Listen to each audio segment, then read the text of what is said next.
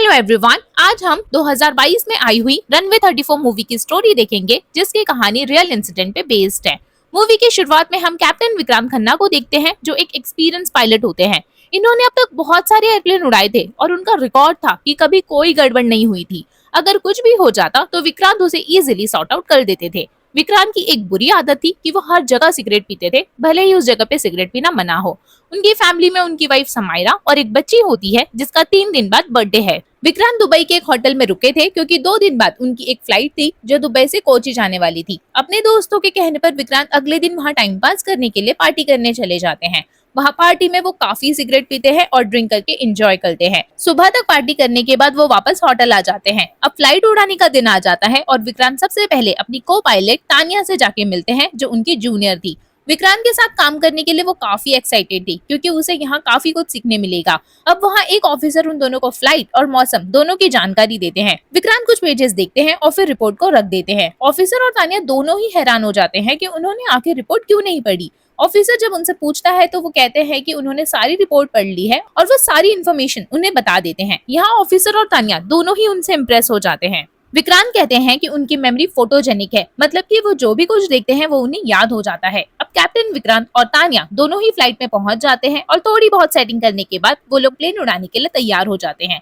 Flight में सब passengers आ जाते हैं और प्लेन सेफली टेक ऑफ कर लेती है। विक्रांत ने तो रात भर पार्टी की थी और सुबह वापस आए थे, इसलिए उनकी नींद पूरी नहीं हुई थी। उन्हें वहाँ काफी नींद आ रही थी। जब प्लेन बादलों में ऊपर होती है तो वो प्लेन को तानिया के भरोसे छोड़कर नींद लेने लग जाते हैं। विक्रांत कई दिनों से लगातार फ्लाइट उड़ा रहे थे, इसलिए वो काफी थक गए थे। विक्रांत जल्दी से घर पहुंचना चाहते थे, क्योंकि उनकी बेटी का बर्थडे आ रहा था, बट वो थोड़े ही देर के लिए सो पाते हैं और उनकी नींद खुल जाती है। वो एयर होस्टेस को बुलाकर कॉफी और सरदर्द की दवा लाने को कहते हैं। कॉफी लेकर वो बाहर आते हैं और उस जगह पे बैठ जाते हैं जहाँ पर ड्रिंक्स रखी हुई थी। वो वहाँ से कुछ उठाते हैं और बाथरूम की तरफ चले जाते हैं। विक्रांत जब वापस आते हैं तो तानिया को उन पर शक होता है कि जरूर कैप्टन ने कुछ किया है, लेकिन वो कुछ नहीं कहती। अब उन दोनों के बीच में बातें होना शुरू होती है। अगले दिन प्लेन कोची पहुंच जाती है और हम देखते हैं कि वहाँ का मौसम काफी खराब होता है और वहाँ तेज बारिश और हवाएं चल रही होती है।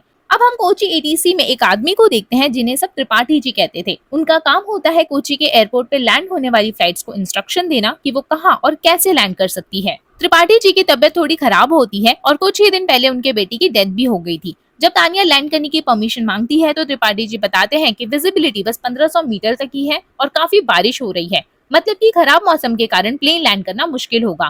तानिया ये बात कैप्टन विक्रांत को बताती है और वो फिर भी लैंड करने के लिए कहते हैं। वो लोग प्लेन लैंड करने का ट्राई करते हैं, लेकिन तेज बारिश और धूल की वजह से कुछ दिख नहीं रहा होता है, जिससे पहली लैंडिंग नहीं हो पाती है। त्रिपाठी जी बताते हैं कि पहले भी एक फ्लाइट यहाँ लैंड नहीं कर पाई थी, तो उसे त्रिवेंद्रम के लिए रीडायरेक्ट कर दिया गया था। वहाँ सेफली लैंड हो गई थी, तो आप भी अपना प्लेन वहाँ पर लैंड कर सकते हैं, क्योंकि वहाँ का मौसम एकदम साफ है। ऑर्डर मिलने के बाद कैप्टन वही करने का सोचते हैं, लेकिन तानिया कहती है कि हमें त्रिवेंद्रम जाने की जगह बेंगलुरु जाना चाहिए, क्योंकि त्रिवेंद्रम कोची के काफी करीब है, तो वहाँ का मौसम भी कभी भी खराब हो सकता है। विक्रांत त्रिवेंद्रम की वेदर रिपोर्ट मांगते हैं तो त्रिपाठी जी बताते हैं कि वहाँ का मौसम एकदम साफ है और लैंडिंग के लिए सेफ है। विक्रांत एक बार फिर से कोची में ही लैंडिंग करने का ट्राई करते हैं, लेकिन वो फिर भी नहीं कर पाते।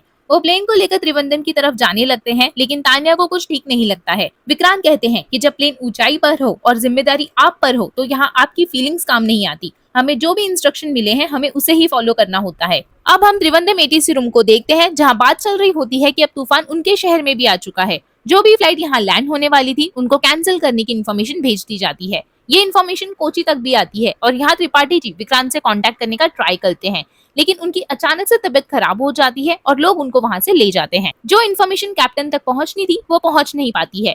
प्लेन की अब ज्यादा उड़ने की कैपेसिटी भी नहीं थी, वो बस 1 घंटा और उड़ सकता था। प्लेन में एक एविएशन जर्नलिस्ट बैठा होता है, जो बताता है कि प्लेन को त्रिवेंद्रम ले जाया जा रहा है, जबकि इसे बेंगलुरु ले जाना चाहिए था, क्योंकि त्रिवेंद्रम में मौसम खराब हो सकता है। ये जानने के बाद पैसेंजर्स हल्ला मचाने लगते हैं, क्योंकि प्लेन की लैंडिंग काफी पहले ही हो जानी चाहिए थी। सबके परेशान होने पर कैप्टन विक्रांत बाहर आते हैं और कहते हैं कि जो भी प्लेन उड़ाना जानता है वो मेरे साथ आ जाए। वहाँ तब एकदम से शांति हो जाती है और सब बैठ जाते हैं। विक्रांत कहता है कि हम सभी लोग घर जाना चाहते हैं, लेकिन फिलहाल आप हमें हमारा काम करने दीजिए और शांति से बैठकर हमारा साथ दीजिए। वहाँ एक ओल्ड लेडी होती है, जो अपनी बेटी के साथ ट्रैवल कर रही थी। वो काफी घबरा जाती है, तो विक्रांत उनसे कहता है कि मैं वादा करता हूँ इस फ्लाइट में बैठे सभी पैसेंजर्स सही सलामत अपने घर पहुंच जाएंगे। अब हम देखते हैं कि प्लेन त्रिवेंद्रम पहुंच जाता है, तो तानिया फ्लाइट लैंड करने की परमिशन मांगती है और एटीसी उन्हें ये परमिशन नहीं देता। अब ये लोग भी सोच में पड़ जाते हैं कि जब हमने सारी फ्लाइट की लैंडिंग कैंसिल करवा दी थी तो ये फ्लाइट कहाँ से आ गई। एटीसी बताता है कि यहाँ बहुत खतरनाक तूफान आया हुआ है, इसलिए हमने यहाँ लैंडिंग कैंसिल करवा दी है। ये इन्फॉर्मेशन हमने सभी तक पहुंचा दी थी, लेकिन कैप्टन को तो इसके बारे में कुछ भी नहीं पता था। एटीसी उन्हें बेंगलुरु जाने के लिए कहता है, लेकिन वो लोग ऐसा नहीं कर सकते थे क्योंकि प्लेन की कैपेसिटी ही इतनी नहीं थी कि वो वहां तक ट्रैवल कर सके। अगर उन्होंने प्लेन आधे घंटे में लैंड नहीं किया तो प्लेन क्रैश कर जाएगी। तानिया इस सिचुएशन से डर जाती है और रोने लग जाती है। इस पर विक्रांत उसे भरोसा दिलाता है कि ऐसा कुछ नहीं होगा, बस यहाँ तुम्हारा साथ जरूरी है। प्लेन को किसी तरह तो लैंड करवाना ही था, इसलिए उन्हें लैंडिंग की परमिशन भी मिल जाती है। कैप्टन और को पायलट हिम्मत बांधकर लैंडिंग कराने का ट्राई करते हैं और प्लेन यहाँ लैंड हो भी जाती है, लेकिन रनवे पर बैलेंस नहीं हो पाता, जिससे इन्हें दोबारा से टेक ऑफ करना पड़ता है और यहाँ इनकी लैंडिंग फेल हो जाती है। ये करना इतना ज्यादा खतरनाक था कि इतने सालों के एक्सपीरियंस के बाद भी विक्रांत के पसीने छूट जाते हैं। अब उनको भी ऐसा लग रहा था कि अब कुछ नहीं हो पाएगा, लेकिन वो फिर से हिम्मत बांधते हैं और रनवे 16 की जगह रनवे 34 पर लैंड करने के लिए कहते हैं। इस बात पर एटीसी परेशान हो जाता है क्योंकि जो प्रेशर रनवे 16 में सामने से आ रहा था वो प्रेशर रनवे 34 में पीछे से आ रहा था। ऐसे में प्लेन क्रैश होने के चांसेस ज्यादा हो जाते हैं, लेकिन कैप्टन विक्रांत ने तो ये फैसला ले ही लिया था। विक्रांत यहाँ एक मैसेज देते हैं जिसका मतलब था कि अब इमरजेंसी लैंडिंग करनी पड़ेगी और अब जो भी फैसला लेना है वो कैप्टन को ही लेना पड़ेगा।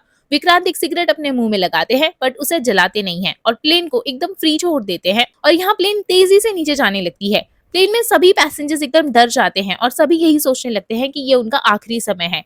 प्लेन जैसे ही रनवे 34 को छूता है तो बहुत बड़ा झटका लगता है और तब विक्रांत तुरंत प्लेन की कमान को संभाल लेते हैं और प्लेन को यहाँ वहां जाने से रोकने और संभालने लगते हैं। रनवे के एंड पे बहुत ही गहरी खाई थी, तो अगर प्लेन रनवे पे नहीं रुकेगा तो वो सीधा खाई में गिर जाएगा। यहाँ कैप्टन विक्रांत अपने सारे एक्सपीरियंस के बेसिस पे प्लेन को रोकने में कामयाब हो जाते हैं और प्लेन रनवे के बॉर्डर पे जाके रुक जाता है। सभी को लगा था कि अब वो नहीं बच पाएंगे, लेकिन यहाँ विक्रांत अपने बल पे प्लेन को संभाल लेते हैं और सभी लोग बच जाते हैं। कैप्टन विक्रांत ने जिस तरह प्लेन को सेफली लैंड किया था और सबकी जान बचाई थी वो वाकई काबिले तारीफ थी और सब जगह उनकी तारीफ होने लगती है। बट आज जो भी हुआ था वो बिल्कुल भी नॉर्मल नहीं था। तो ऐसी क्या सिचुएशन आई जिसकी वजह से ये प्रॉब्लम हुई, ये सब पता करने के लिए कैप्टन और को पायलट को कस्टडी में ले लिया जाता है। विक्रांत के पास सबसे पहले एक लेडी आती है जो कि स्काईलाइन कंपनी की तरफ से वकील होती है। स्काईलाइन वही कंपनी थी जिसकी फ्लाइट कैप्टन विक्रांत उड़ाते थे। वकील यहाँ कहती है कि आपने जो भी किया वो बिल्कुल सही किया और अगर कुछ भी गड़बड़ हुई है तो वो अपने फेस पर मत आने देना, बाकी जो भी कुछ हुआ है सब सही हो जाएगा। वो बस ये बताने आई थी कि चाहे कुछ भी हो जाए कंपनी पर बस कोई नाम नहीं आना चाहिए। अब इंक्वायरी करने के लिए दो ऑफिसर कैप्टन विक्रांत के पास आते हैं और उस फ्लाइट से रिलेटेड कुछ पूछताछ करने लगते हैं। विक्रांत पहले तो एक सिगरेट जलाते हैं और फिर उस फ्लाइट में क्या क्या चीजें हुई वो बताते हैं। इसी तरह तानिया के पास भी दो ऑफिसर जाते हैं और तानिया भी सब कुछ बता देती है। जब वो लोग प्लेन में इन्वेस्टिगेशन करते हैं तो डस्टबिन में एक छोटी दारू की बोतल मिलती है। विक्रांत जब कॉफी लेने गए थे तो ये बोतल वहीं रखी हुई थी। जाते जाते ऑफिसर कैप्टन से सवाल करते हैं कि क्या आपने फ्लाइट उड़ाते समय ड्रिंक की थी। इस पर विक्रांत कहते हैं कि उन्होंने किसी भी नशीले पदार्थ का कोई सेवन नहीं किया था। ऑफिसर जब जाने लगते हैं तो विक्रांत कहता है कि उन्होंने सभी पैसेंजर्स की जान बचाई है, तो वो उम्मीद करते हैं कि उनके साथ अच्छे से बिहेव किया जाए। यहाँ ऑफिसर बताते हैं कि 150 पैसेंजर्स में से 149 ही जीवित हैं। वो जो बूढ़ी महिला आपके फ्लाइट में थी उन्हें हॉस्पिटल ले जाते हार्ट अटैक आ गया और उनकी मौत हो गई। इस बात से कैप्टन को काफी झटका लगता है और वो सोचते हैं शायद उसकी वजह से ही उनकी मौत हो गई है। कैप्टन काफी उदास हो जाते हैं और जैसे ही वो बाहर निकलते हैं उन्हें उसी बूढ़ी औरत की बेटी का फोन आता है। वो कहती है कि आपकी वजह से ही मेरी माँ मर गई। भले ही दुनिया आपको हीरो मानती हो, लेकिन मेरे लिए आप एक खूनी हो। अब ये बात सुनकर विक्रांत बहुत गिल्टी फील करने लगते हैं और खुद को उनकी मौत का जिम्मेदार ठहराने लगते हैं, क्योंकि विक्रांत हमेशा से मानते थे कि चाहे कुछ भी हो जाए हर पैसेंजर सही सलामत अपने घर पहुंच जाना चाहिए। अब हम एयरक्राफ्ट एक्सीडेंट इन्वेस्टिगेशन ब्यूरो के एक ऑफिसर को देखते हैं जिनका नाम नारायण वेदांत होता है। नारायण वेदांत बहुत ही ईमानदार और अपने काम को सीरियस होकर करने वाले इंसान थे, जो कि ना तो किसी से डरते थे और ना ही किसी गलत का साथ देते थे। नारायण यहाँ कैप्टन और को पायलट के बीच में हुई सारी बातचीत को सुनते हैं और क्या क्या फैसले लिए गए थे और क्या क्या बातें बोली गई थी वो सब समझते हैं। वो हर एक डिटेल को नोटिस करते हैं। विक्रांत घर आ चुके थे, लेकिन वो बूढ़ी औरत के बारे में सोच सोचकर काफी परेशान थे। समायरा उन्हें समझाती है कि अगर तुम्हारी जगह कोई और पायलट होता तो शायद कोई भी नहीं बच पाता, और अगर तुम खुद पर ही यकीन नहीं करोगे तो दुनिया में कोई भी तुम पर यकीन नहीं करेगा। अब हम स्काईलाइन एयरलाइन के मालिक को देखते हैं, जो कि काफी खुश था क्योंकि कैप्टन विक्रांत की जाबाजी की वजह से उसकी कंपनी को शेयर मार्केट में बहुत फायदा मिल रहा था। मालिक अपने वकील से पूछता है कि फ्लाइट की इन्वेस्टिगेशन कौन कर रहा है, तो वो बताती है कि नारायण वेदांत इस केस को हैंडल कर रहे हैं। नारायण वेदांत का नाम सुनते ही उसकी सारी खुशी गायब हो जाती है, क्योंकि वो जानता था कि वो काफी बारीकी से छानबीन करते हैं। अब इन्वेस्टिगेशन पूरी तरह से कंप्लीट हो जाती है और पूछताछ करने का समय आ जाता है। यहाँ एआईबी के 5 ऑफिसर के सामने नारायण इंक्वायरी करना शुरू करते हैं। नारायण वेदांत कैप्टन विक्रांत पर इल्जाम लगाते हैं कि वो कुछ दिनों से फ्लाइट उड़ा रहे थे तो वो काफी थक गए थे। उनकी बेटी का भी बर्थडे आ रहा था और उन्हें घर पहुंचने की काफी जल्दी थी और शायद इसी जल्दी में उन्होंने गड़बड़ी कर दी। कैप्टन ने फ्लाइट की डिटेल्स भी सही से नहीं पढ़ी थी। इस पर कैप्टन उन्हें फ्लाइट और वेदर की सारी डिटेल सही सही बता देते हैं। वो कहते हैं कि मेरी मेमोरी फोटोजेनिक है और हर इंसान अपनी फैमिली को मिस करता है, लेकिन फिर भी वो अपना काम पूरी ईमानदारी से करता है। विक्रांत कहते हैं कि आपका सवाल ही गलत है। यहाँ इस पर नारायण भड़क जाते हैं। अब नारायण वही दारू की छोटी बोतल विक्रांत के सामने लाकर रख देते हैं जो उन्हें डस्टबिन से मिली थी। नारायण उनसे पूछते हैं कि बताइए क्या आपने वहाँ दारू पी थी या नहीं। इसका जवाब विक्रांत नहीं देते और कहते हैं कि मेडिकल रिपोर्ट में जो लिखा है वही सही है। यहाँ जिस डिवाइस से मेजर किया गया था कि उन्होंने दारू पी थी या नहीं, तो वो डिवाइस हर किसी को यही बता रही थी कि वो इंसान ने दारू पी है, भले ही उस इंसान ने दारू ना पी हो। यहाँ स्काईलाइन वालों ने विक्रांत को बचाने के लिए डिवाइस में कुछ गड़बड़ी कर दी थी। अब नारायण कमेटी से रिक्वेस्ट करते हैं कि विक्रांत की लाइव डिटेक्टर टेस्टिंग की जाए। वहाँ स्काईलाइन की वकील इसके लिए मना करती है, लेकिन नारायण उसे कैसे भी मना लेते हैं। अब लाइव डिटेक्टर टेस्टिंग शुरू हो जाती है और कुछ बेसिक सवाल करने के बाद नारायण विक्रांत से पूछते हैं कि क्या तुमने वहाँ शराब पी थी या नहीं। विक्रांत यही कहते हैं कि उन्होंने शराब नहीं पी थी, तो लाइव डिटेक्टर टेस्ट में भी ये बात सच निकलती है। इंक्वायरी खत्म होने के बाद स्काईलाइन का मालिक विक्रांत पर बहुत गुस्सा करता है क्योंकि उन्होंने लाइव डिटेक्टर टेस्टिंग के लिए हाँ कर दिया था। अब अगले दिन इंक्वायरी फिर से शुरू होती है तो नारायण तानिया से सवाल करते हैं कि आपको कैप्टन विक्रांत कैसे लगे। तानिया यहाँ विक्रांत की तारीफ करती है और कहती है कि वो अपने काम को लेकर काफी डेडिकेटेड है। डेडिकेटेड वर्ड सुनकर नारायण कहते हैं कि वो इतने डेडिकेटेड थे कि वो फ्लाइट में ही सो गए थे। यहाँ नारायण सबको रिकॉर्डिंग सुनाते हैं जिसमें विक्रांत के खराटों की आवाज आ रही थी। अब नारायण एक अंजलि नाम की लड़की को बुलाते हैं और ये वही लड़की थी जिसके साथ विक्रांत पिछली रात पार्टी कर रहे थे। नारायण बताते हैं कि कैप्टन ने फ्लाइट उड़ाने के एक दिन पहले पार्टी की और दारू भी पी और अगली सुबह ही वापस आ गए और उस दिन फ्लाइट रवाना होने वाली थी, तो इसका मतलब है कि वो नशे में रहे होंगे। विक्रांत कहती है कि अगर कोई फ्लाइट के 12 घंटे पहले शराब पिए तो उसे कोई सजा नहीं होगी, लेकिन मैं तो सुबह ही अपने होटल पहुंच गया था। फ्लाइट भी शाम में थी और दोनों के बीच में पूरे 15 घंटे का डिफरेंस था। मैंने इन 15 घंटों में शराब नहीं पी थी, तो मैंने यहाँ कोई भी रूल ब्रेक नहीं किया है। अब नारायण विक्रांत पे इल्जाम लगाते हैं कि उन्होंने बैंगलोर जाने की जगह त्रिवेंद्रम को ही क्यों चुना, जबकि वहाँ भी तूफान था। विक्रांत कहते हैं कि हमें जो भी ऑर्डर मिले थे हमने वही फॉलो किए, तूफान के बारे में हमें कोई भी इन्फॉर्मेशन नहीं मिली थी। अब नारायण तानिया से कहते हैं कि ये इन्वेस्टिगेशन बस इसलिए हो रही है ताकि जो घटना अभी हुई वो दोबारा फ्यूचर में ना हो पाए। वो कहते हैं कि मैं आपसे उम्मीद करता हूँ कि आप यहाँ सच सच बताएंगी, और वो उससे काफी सवाल करने लगते हैं। वो यहाँ घबरा के बोल देती है कि कैप्टन ने आंखें बंद करके रनवे पे लैंड किया था।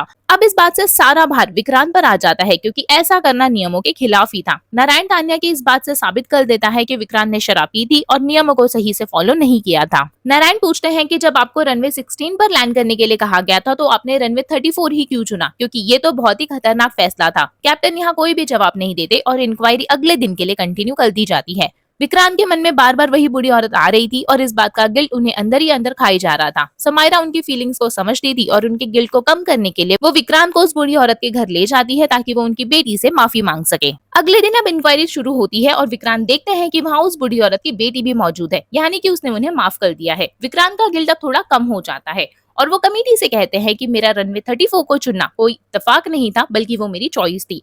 उस दिन रनवे दिखाई नहीं दे रहा था, लेकिन मैं देख पा रहा था, अपनी आंखों से नहीं बल्कि अपने दिमाग से। विक्रांत बताते हैं कि स्काईलाइन में काम करने से पहले वो एक बड़े आदमी का प्राइवेट जेट फ्लाई करते थे जो कि रनवे 34 पे ही लैंड करता था, इसलिए मुझे रनवे 34 का हर एक इंच पता था। नारायण कहते हैं कि ये सब सुनने के बाद ये तो साबित हो गया कि आप कहानियां बहुत अच्छी बनाते हैं, लेकिन कोई इस बात को साबित नहीं कर सकता। विक्रांत कहते हैं कि मैं साबित कर सकता हूँ, लेकिन उसके लिए मुझे एक एयरप्लेन सिमुलेटर चाहिए। अब नारायण को पायलट की सीट पर बैठ जाते हैं और कैप्टन विक्रांत अपनी आंखों पे पट्टी लगाकर प्लेन उड़ाने लगते हैं। सेम वैसी ही सिचुएशन क्रिएट की जाती है और सब कुछ वैसा ही होता है। जैसे आंखें बंद करके उन्होंने रनवे 34 पे प्लेन को लैंड किया था, वैसे ही वो प्लेन सिमुलेटर से भी प्लेन लैंड करा देते हैं। इसे देखकर नारायण वेदांत काफी शॉक हो जाते हैं। अब फैसला सुनाने का दिन आता है और यहाँ एटीसी के त्रिपाठी जी को बर्खास्त कर दिया जाता है। नारायण कहते हैं कि कैप्टन विक्रांत और को पायलट तानिया ने काफी विवादित फैसले लिए थे, लेकिन उन्होंने सारे ऑर्डर्स फॉलो किए थे, इसलिए उन्हें 3 महीने के लिए सस्पेंड किया जाता है। इंक्वायरी यहीं खत्म हो जाती है। विक्रांत और तानिया दोनों ही खुश होते हैं क्योंकि उन्हें ज्यादा बड़ी सजा नहीं मिली थी। अब विक्रांत नारायण से पूछते हैं कि आपने मुझे बस 3 महीने के लिए ही क्यों सस्पेंड किया, ये मेरे करियर के लिए एक दाग की तरह है। नारायण कहते हैं कि इस दाग को आप हमेशा याद रखिए। ये दाग आपको याद दिलाता रहेगा कि आपको क्या नहीं करना चाहिए। कोई भी गलती करके आप बस 3 चीजें कर सकते हैं: गलती को मानना, गलती से सीखना और दोबारा उस गलती को कभी ना करना। इसके बाद हमें 3 महीने बाद का सीन दिखाया जाता है, जहाँ हम देखते हैं कि कैप्टन विक्रांत दोबारा से प्लेन उड़ाने के लिए लौट आते हैं। अब यहाँ एक राज खुलता है कि वो दारू की बोतल किसने खाली की थी।